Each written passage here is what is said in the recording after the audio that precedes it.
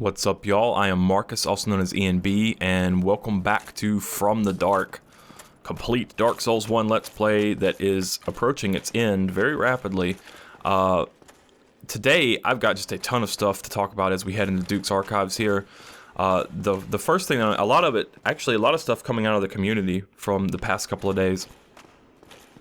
The first thing, throughout this entire playthrough, I've referenced pretty often a Japanese-only internet radio interview with Miyazaki-san from back before the DLC came out, if I remember correctly. The original source had been lost for a long time. Like the website that had put it up had taken down the interview. Like they just cycle out old content off their website, so it wasn't up anymore. And so I kind of thought that it was lost to time, and like the only remaining bits of it were a kind of like mini translation performed by Cale Smith, and I've put his paste bin in the description several times before, but actually Lemiri on Twitter reached out and said, hey, I found this, and this was a Nico Nico mirror of the interview. So we've got it. I'll put that link in the description, of course, but once again, it is in Japanese.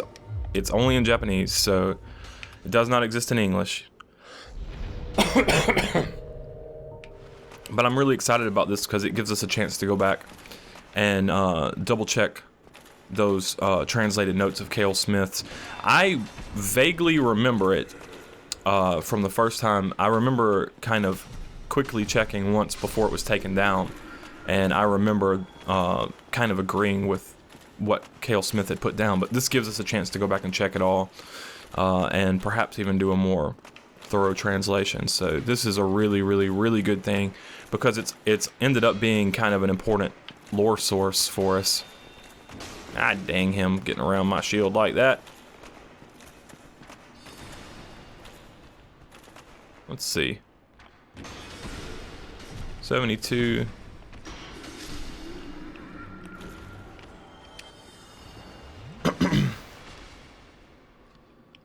I'm curious.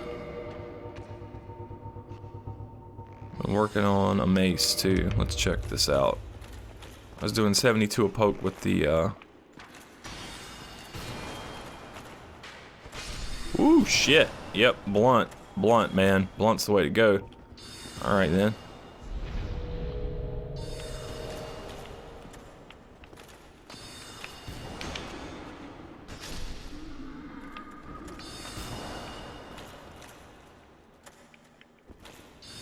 So that's something that has absolutely... I am extremely tickled about that. Like, the fact that we have access to this interview again, we can go back and look at it. This is a very, very good thing. From a couple of perspectives. Maybe we find something new. Maybe we find something that was missed.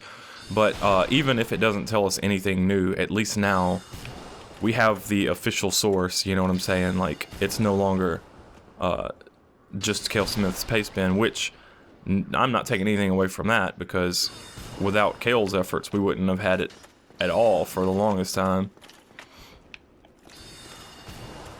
So thank you very much to Lemiri.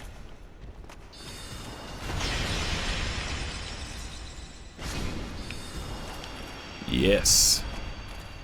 I'm rocking this Mace plus 14. I've got the Lingering Dragon Crest in case you're wondering why magic weapons lasting so long. This next room is really, really interesting, the way that it's all like one big encounter, and we've already kind of started it. Normally I bum rush that channeler, but this time I want to show another way that this can play out. If you instead opt to kind of sneak around and try to flank him.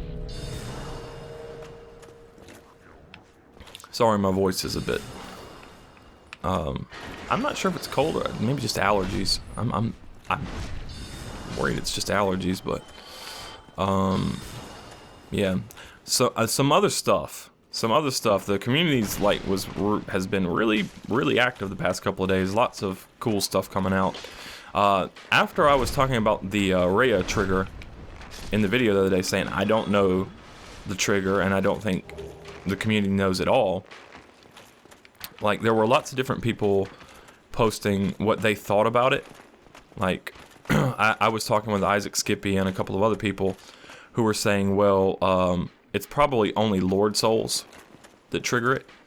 And then there were a lot of other people who were saying, well, it's the DLC doesn't impact the quest at all. Like, she won't be killed while you're doing the DLC.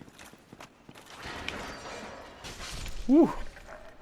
He got tore up from the floor. But it was all kind of guesswork. And then Illusory Wall stepped in and did some testing with the debug to find the exact trigger. And it turns out that everybody was kind of right and kind of wrong. Like, the idea that it's only Lord Soul bosses isn't correct, but they are... How it works is there's a specific list of bosses that can trigger it. You essentially have to clear a map, and in order to clear most maps, you have to defeat the final boss of the map, which tends to be a Lord Soul boss. There are a few others that count too, though, and I'll put a link. I highly recommend checking out Illusory Wall's post. It's very informative. Like, it's really good. I think iDub did a fantastic job documenting the triggers. But yeah, it's primarily Lord Soul bosses. There are a couple of others that can do it. But on top of that, none of the DLC bosses count either. So, like I said, everybody was kind of right and kind of wrong. It's really it's interesting. But it's just, to me, the simple fact that we're this far into this game's life and we're still figuring stuff out, and honestly we wouldn't really be able to confirm this without that the debug analysis, you know. Say, oh man, their attacks tend to be really swoofed, like that one, or really slow like that one. So let me stop. Let me stop and talk about this. The fact that the sun's illusion is still present here. Because if you remember, I killed Guinevere and destroyed the illusion of sunlight in Orlando. But up here, we still see the sun. Now, there's a couple of ways to look at it. You could say...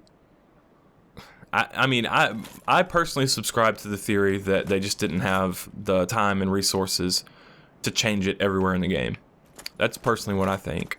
But you could look at it as being a situation where alright, and now the slow one, if you would, sir.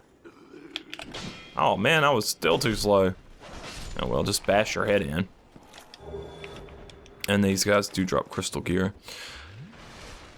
You could look at it as being story significant. You could say, well, maybe the sunlight's not the illusion, maybe the darkness is the illusion. I don't really think that's the case, but... Get wrecked, Mimic.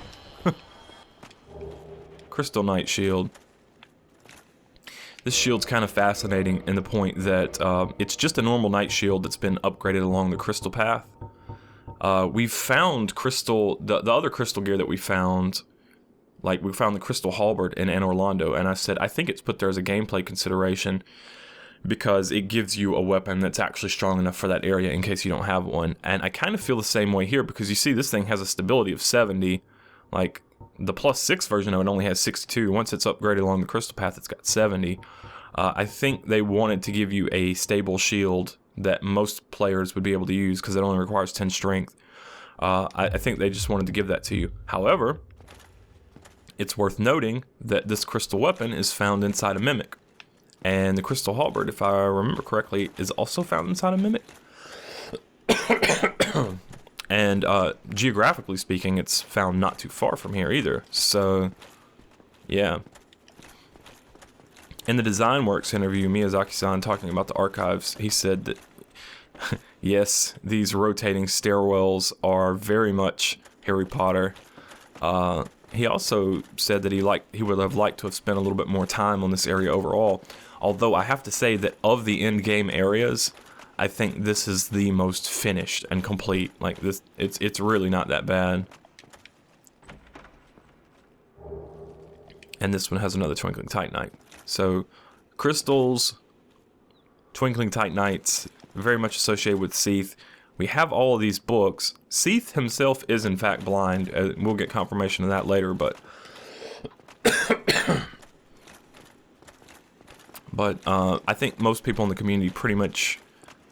I won't say accept, but kind of figure at this point that Seath's channelers, like, he's controlling them very directly. Like, he can observe what they observe, and he sees through them.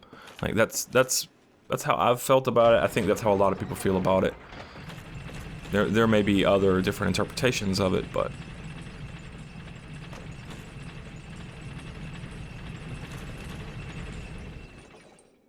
It's kind of a running thing with Seath in Dark Souls 2 as well, that he has control over shit outside of himself. See, this area is crystalled up real good.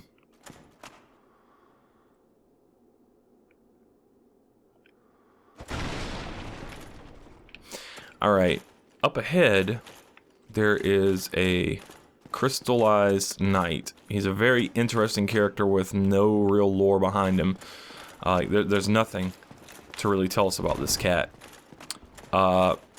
Normally, you're gonna kill him right here, right?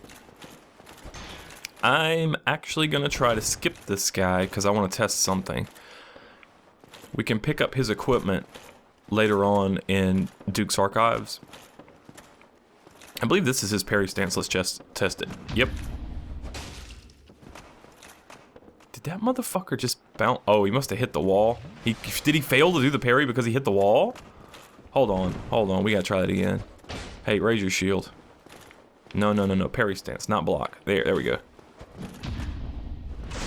He failed to do the parry because he hit the wall. Oh man, that is so fucking cool. Sorry. You know me, guys. I gotta test this shit. And another thing I want to test. I want to test if I skip him and don't kill him, if I won't have access to his equipment later. We'll see this hallway getting more and more crystalline. There's a crystal lizard. I'm also gonna skip here. And I wanted to talk about how you can actually... Oh no, the crystal lizard stopped me! Oh. Is he not chasing? That's fascinating. Well, then I guess I do have time to talk about the fact that you can see out of these windows. You can actually see the transparence, like the fade, where the crystal is supposed to be fading into a completely transparent color. It starts translucent and goes transparent. Sorry, I'm tripping all over my fucking words. Allergies are driving me nuts. And now everything's all crystalled the fuck. This next room, you have to take a death. This is the only required death in the game.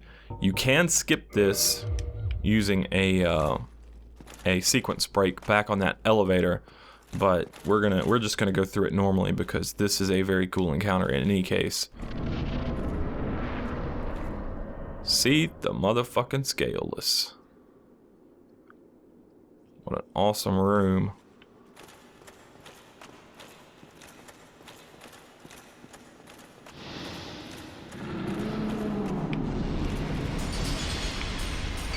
Oh shit. Oh, his super move. No escape. No escape.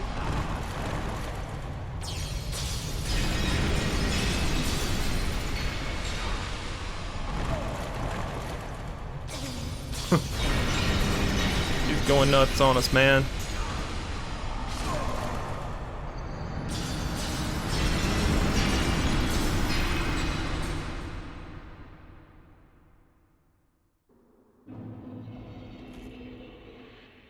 But the rare ring of sacrifice saves us as always.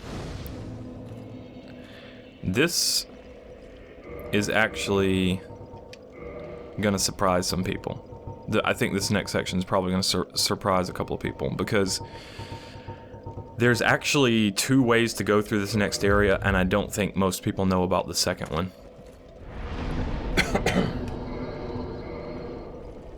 I'll kindle this fucking bonfire though. One thing while I'm dealing with these last couple of crystal hollows here, I did want to say there's a correction from the last video. In the last video when discussing the timeline, I said that the Crestfallen Merchant said that people have been trying for 1,000 years. That's not actually correct. He said a century. So he specifically said, oh shit, 100 years, not 1,000. Frampt does specifically say 1,000 years. However, Frampt doesn't, damn, I was slow on that again. Shit. Shield bash, no? But Frampt doesn't specifically say it's been 1,000 years people have been trying to defeat Sin's Fortress. What he says is that people have been trying to retrieve the Lord Vessel for 1,000 years. So that's a little bit different. See, we're locked in our cell here. However, having said that, it doesn't necessarily shuffle the timeline around that I was talking about last time. It doesn't change things any. It just kind of changes the numbers on Ulasil. It means that it could have been, it didn't necessarily have to be 1,000 years ago. Like, it could have been in the past. It's been at least 200 years based off Dusk's dialogue.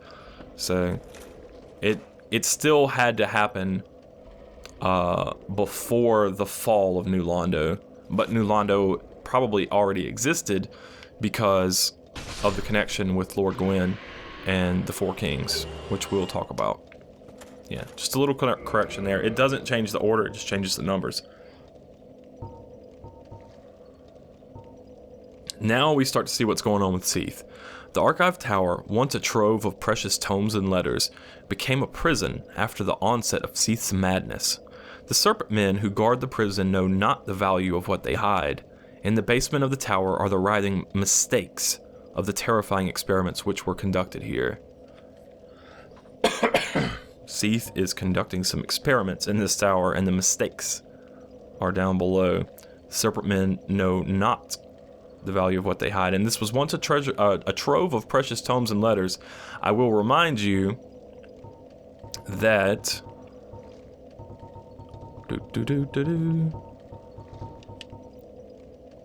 Lord Gwyn's firstborn was a god of war, but his foolishness led to the loss of the annals and rescinding of his deific status.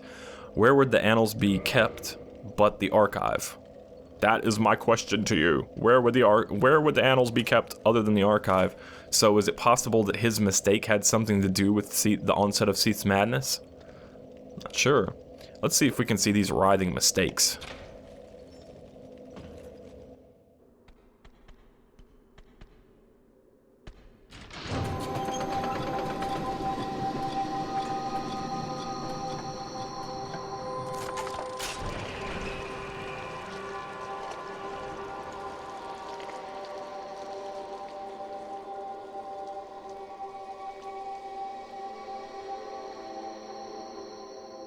And we see the failed experiments right there. These Serpent Men will try to run right by us. We don't want to let them do that. We want them to die right here. Hey, no. No, no, no, no, no, no, no, no, no, no. Oh, no.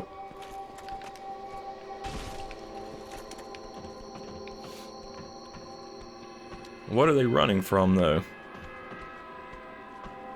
You can see them kind of writhing their way up the stairs.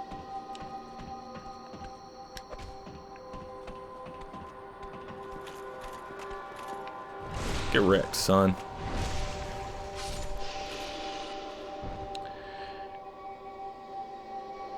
So this sound, this annoying ass sound, is driving these. They're called Picasas on the wiki anyway. That's kind of what the community is calling them. I'm not sure where that name actually comes from now that I think about it. Possibly from the official guide. I don't know. I didn't work on that one. You see them coming up the stairs. And the Serpent Men looked like they were trying to get the hell out of Dodge. This area's level design is absolutely brilliant. That sound drives you nuts and makes you want to get out of here as quickly as possible. But it causes you to rush and not notice some key details. One, I love this fucking door. It's all rusted up, looks blood splattered, scratched up, where people have been trying to escape after this place was turned into a prison. You can see a treasure over there. And this is devious right here. And we should encounter Rhea.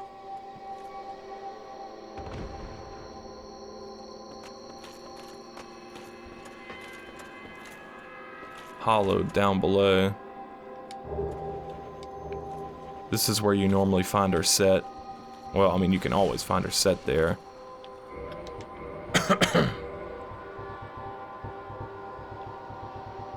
Let's see. White robe worn by traveling maidens. It is part of their formal attire regardless of rank. It is soft and well made, but does not offer much in the way of defense, making it ill-suited to use in battle. Regardless of their rank. The more important item from her is this white seance ring. We already got the Dark Moon seance ring, which is used to contact Gwendolyn outside his boss room in the tomb below Anor Londo. The white seance ring, a divine ring entrusted to the head bishop of the Way of White, and apostle to Allfather Lloyd, uncle to Lord Gwyn. It grants additional attunement slots. The head bishop of the Way of White is the guardian of law and caste, and one of the great royals of Thurland. Massive lore dump on this one item. First of all, the House of Thurland, kind of the head bishop of the Way of White, they keep caste and law. It's definitely a theocracy, like religion and government all mixed together. Secondly, apostle to Allfather Lloyd. Lloyd was an uncle to Lord Gwyn. So Lord Gwyn did have family. Like, this is, there is kind of, it reminds me of the Roman, or if you prefer to, like the Greek gods, like in mythology. Like this family of gods. Extremely fascinating stuff going on here. And I would also point out that the fact that it's a seance ring always seems to me like you can kneel while wearing the Dark Moon seance ring to make contact with Gwendolyn. Possibly that you need a white seance ring like this to speak with Allfather Lloyd in Thurland if he's still around. Just really, really fascinating stuff to me.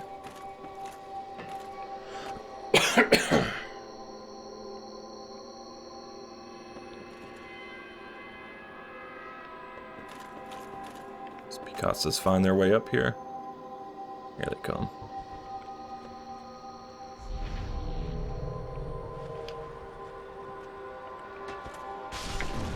Goodbye.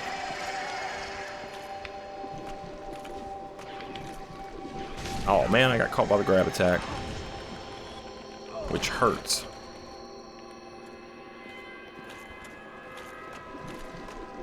Oh, she got me again. I didn't realize I had that kind of tracking on it. Shit, I died. I had no idea that move tracked that well. Oh well. Took me right back where I was trying to go. God damn it. Hey you.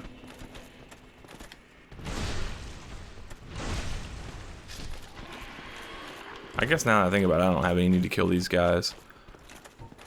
Not yet, anyway. Did the sound actually stop? Oh, that's fascinating. I didn't realize that it stopped if you died. Damn, that makes it worth it just to die, just to go through the area. It's reverse hollowing.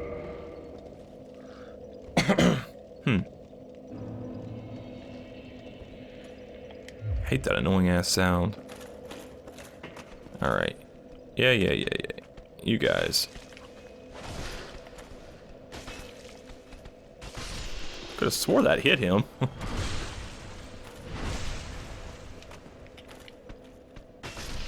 There we go. Go ahead and kill these. How about that? They're back in their cages too. I guess they're having mercy on you there. Either way, I'll show you another cool way to deal with it.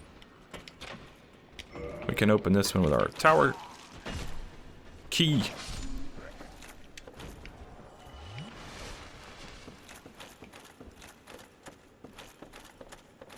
Nothing here.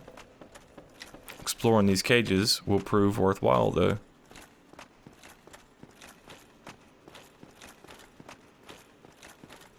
This one, it's locked. Our key won't actually open it. And that's a very useful point because we can open this one and clobber a guy. Well, I wanted to clobber a guy. There's another one. I knew you were there. Clobber another guy.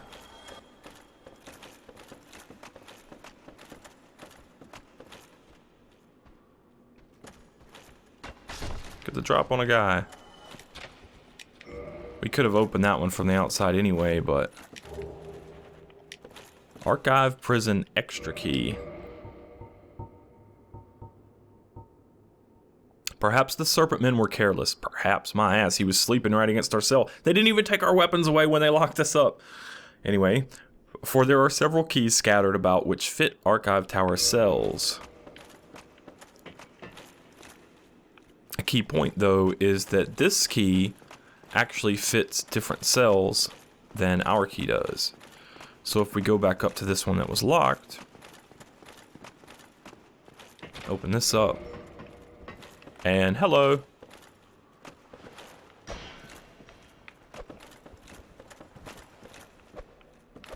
Leads us to hollowed Rhea.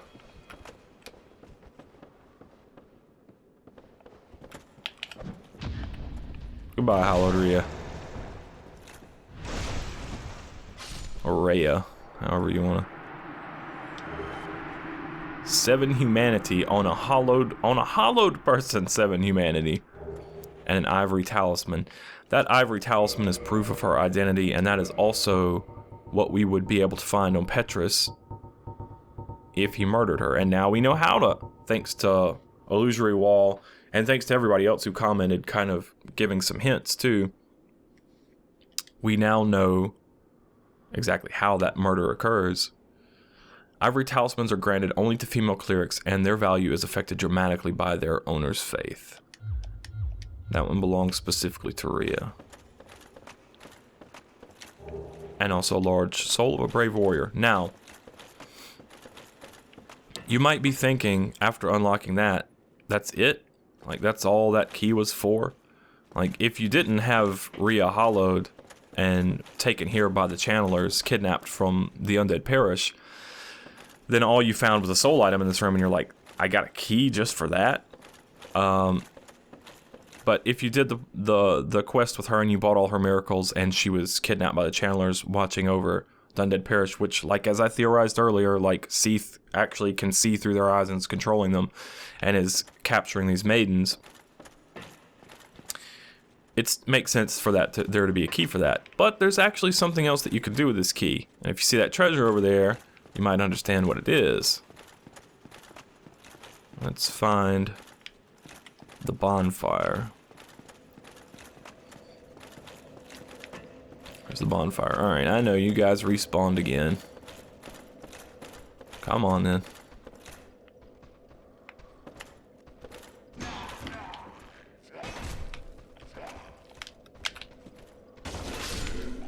There we go.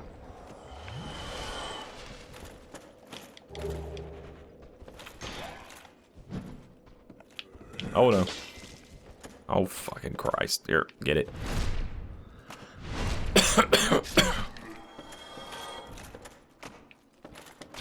Look at there.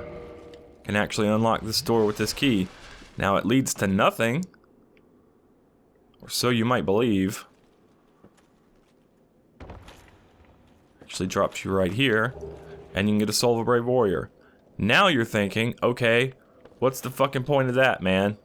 Like, all that with that key just to get the soul of a brave warrior? Or was it to get this awesome vista to see exactly how many fucking books Seath's got in here? in these lost archives, lost annals, one might say. But there's more. But wait, there's more. This can be used as a shortcut down.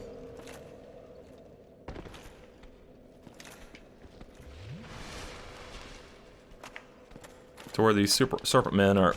Oh shit, that didn't work. Yee-hoo. Oh, I missed. This is getting out of hand. I said it could be used as a shortcut. I didn't say you should use it as a oh shit. God damn it. Alright.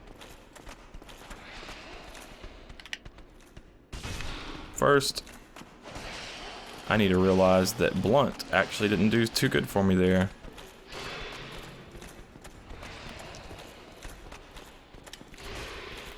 Yep. There you go. Hold up. I was expecting a backstab there.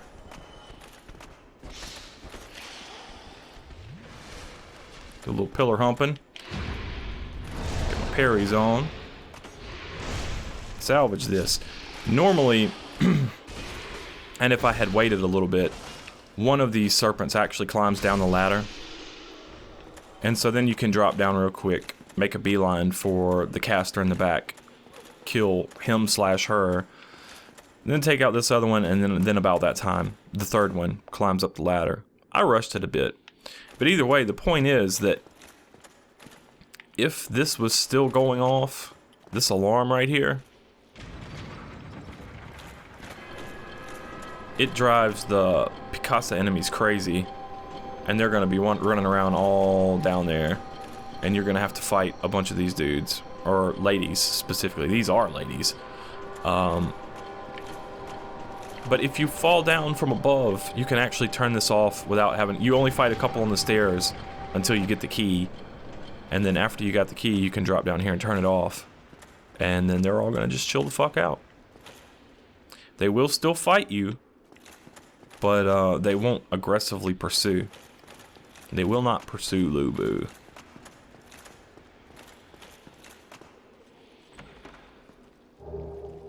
Archive Tower Giant Door Key.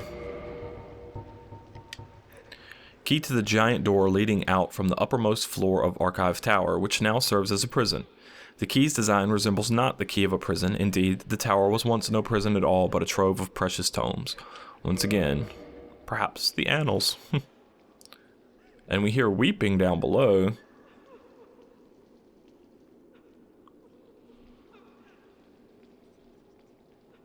Is that Big Hat? Yes, it is. I love the fact that you can actually see him from up here. We hear weeping. Let's investigate. Because we are a bunch of foolish fools. We love to investigate. Solve a mystery and get a Scooby snack.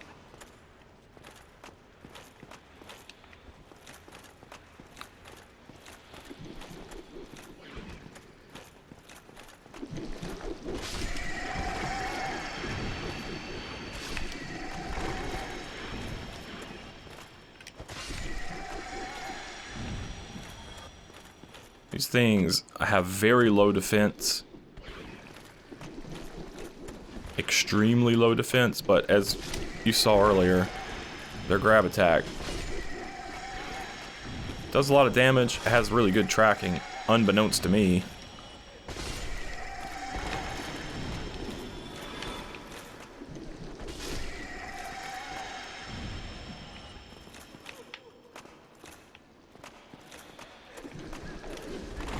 There we go. And you can backstab them.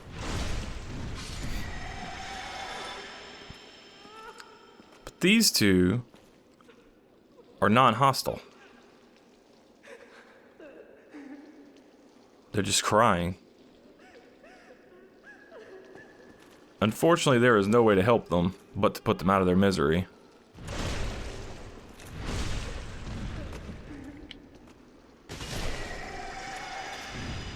Which is tough because they have a lot of HP. See, she just tries to run away.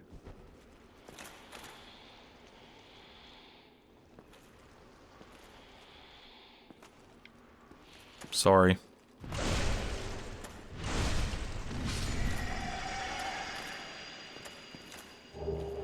Bountiful sunlight. And soothing sunlight.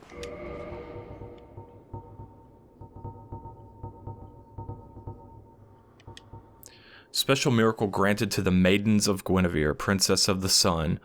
The miracles of Guinevere, the princess cherished by all, grant their blessing to a great many warriors. These were the maidens of Guinevere, her followers, captured and experimented on by Seath and turned into these horrible creatures. It's fucked up, Seath. It's fucked up, bro. And I wonder what the sun's firstborn had to say about it. Maybe nothing, if he was exiled. Maybe it's not such a good idea to exile the god of war while you have a fucking crazy dragon to deal with. What up, Logan? Hello again. What a chance meeting this is. Alas, I'm imprisoned once again. I don't suppose you could stage me a getaway. The archives. Such a storehouse of knowledge. So close, but just out of reach. The thought offends me so I could simply die. As a student of the arts, you understand me, yeah? There's no such thing as coincidence, Logan. Hello again. Alas, I'm in the art. The thought as a... So he's here, but we don't have the key. We will have to come back for Logan.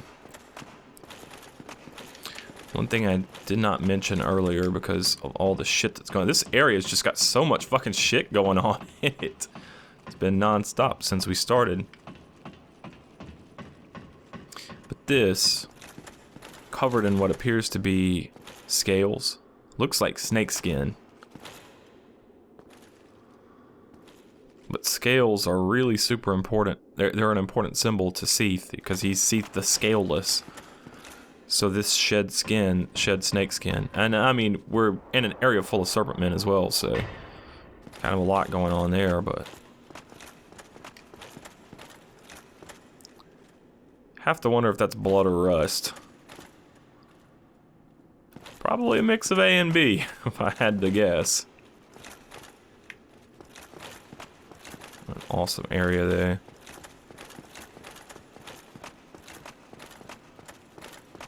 Good lord. But yeah, this area just kind of masterful in its design. The grating noise that plays that makes you want to rush can stop you from finding the hidden secrets because it looks like a simple area.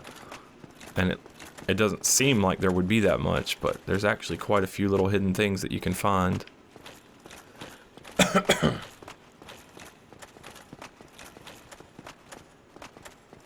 But you also start to get a little bit more about the story as well. The fact that Gwen had an uncle, which heavily implies that he also had a mother and father, of course. Which I've mentioned before, that it's possible that the statues that we see all around are statues of Gwen's mother. That is a possibility. Let's see. Let's just pop a humanity here. I want to kindle this again. Get me some more Estus.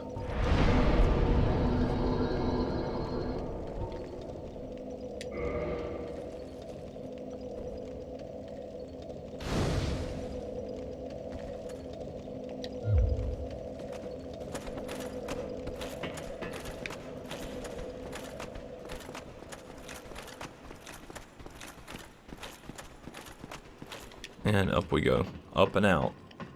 Jailbreak.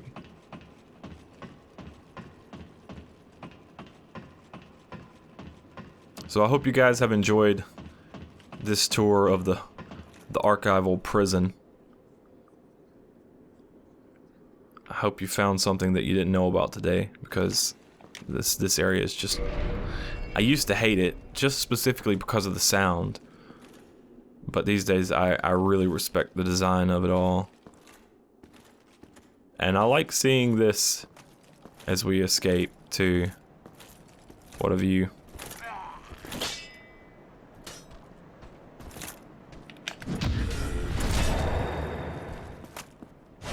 And the glitch up there. Yeah, it shouldn't appear, but it does. They just fucked up. You would think they would have patched it out by now, but...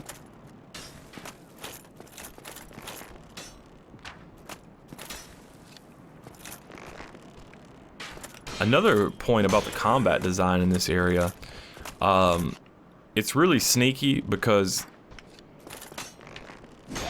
these archers do a lot of damage, but their attacks count as thrusts, so they can do counter hits. Here, you see how much that took, right? Alright, now let me try to get myself counter hit. I failed. I'm pretty sure they can do counter hits.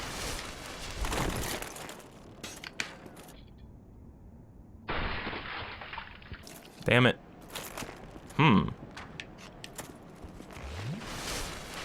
Fascinating.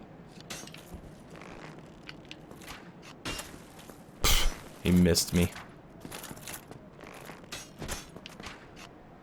That's not enough.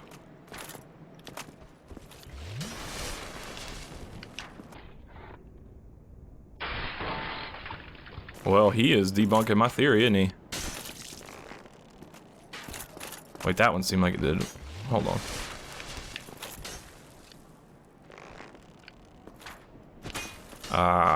Is he always gonna miss me when I... If the timing is right, he's gonna miss.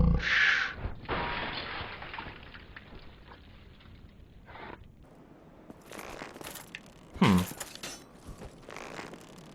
fascinated by this because their attacks should count as thrusting attacks. So they should be capable of counter hits.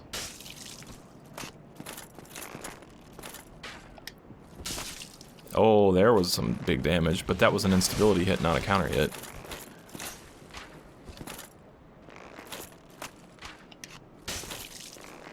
Yeah, you can see the bonus damage from that. But oddly enough, not the bonus damage when I swing.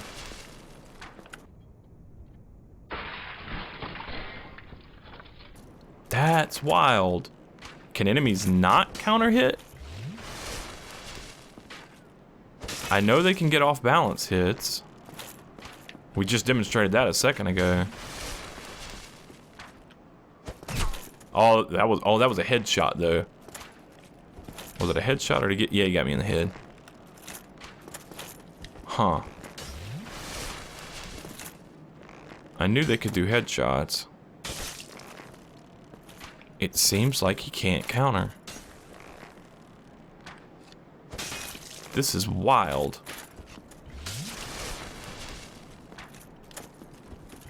Sorry, this is research that must be done. Alright, I guess I'll throw this one to you guys too. Can these guys not counter hit? Fascinating if so. Because what I was gonna say about them is they're quite powerful, but then they get their damage buffed a lot by channelers. Like, a lot. Significant amount by channelers. And then if they counter hit you on top of that, I was gonna say that they can nearly one-shot you. However, they can't counter hit apparently. They can still do off-balance hits. So like if you're running or rolling or trying to dodge the arrows and you get hit, then obviously you take bonus damage. So high damage enemy like that, plus the bonus damage from hitting you while you're running or doing another action facing a different direction, plus the channeler buff on top of that, makes these archers a lot more powerful than you would think that they would be, right?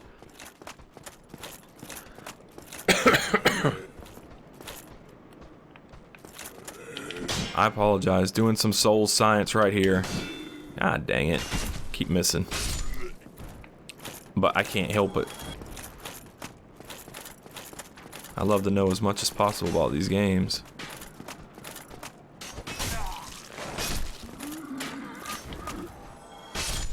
I think we're gonna wrap it up here because I think I want to do some more testing with this archer to see if he can actually counter hit. Guys, I am Marcus, also known as EMB. I want to say thank you again to Lemiri for finding that interview. I want to thank Isaac Skippy and everybody else who was talking about the Rhea trigger in the comments, and especially Illusory Wall, and I would like for you guys to thank Illusory Wall as well, because I think he's found the triggers, and like I said, the link is in the description to the Reddit thread. Yeah, and also shout outs to Blunt Damage.